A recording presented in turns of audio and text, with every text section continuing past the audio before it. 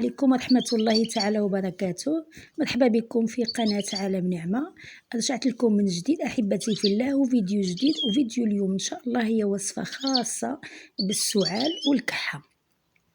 ولهاد الوصفة كنحتاجو ليمونة كبيرة كيف كتشوفوا. اللي ما عندوش ليمونة اللي كنقولوا حنا في المغرب الحامض ياخذ 2 ليمونات صغار وجوج ديال المندغينات بالورق ديالهم.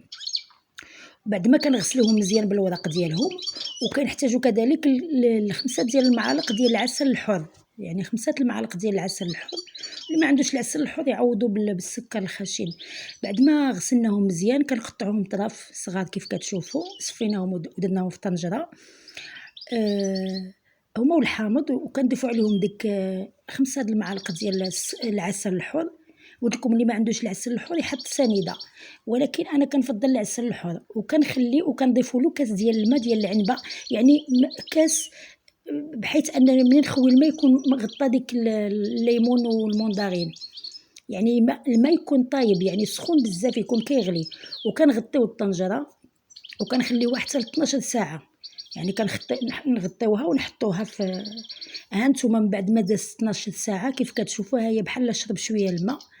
وكناخذ واحد الشوكه على فوخشات وكنبدا نمعس في ديك المندغين وفي ديك الليمون اللي هو الحامض بالمغربي، اللهجه المغربيه كيف كتشوفوا. كنبدا باش يخرج لنا ديك اللب ديالو، نبقى هكا نمعس فيه حتى كيخرج لنا اللب ديالو.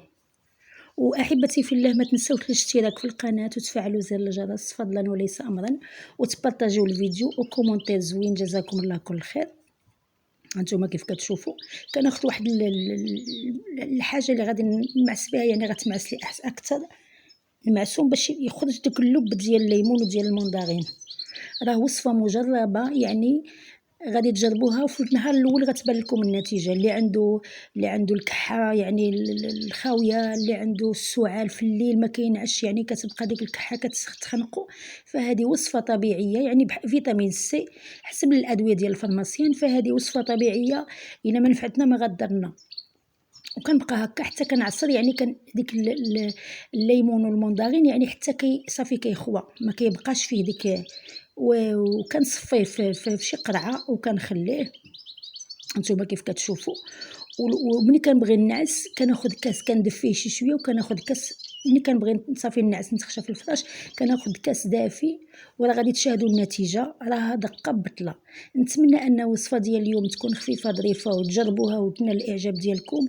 وما تبخلوش علينا بالكومونتير زوين، وتبارطاجوا الفيديو لتعم الفائده على الجميع.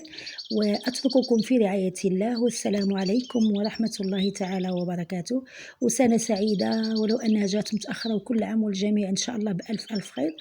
وهذا هو الشكل النهائي هانتوما كيف كتشوفوا ديال المشروب ديالنا، يعني الوصفه ديال الخاصه بالسعال والكحه. ان شاء الله جربوها وقولوا لي شنو رايكم فيها. والله يشافي كل مريض. واترككم في رعايه الله، والسلام عليكم ورحمه الله تعالى وبركاته. في امان الله.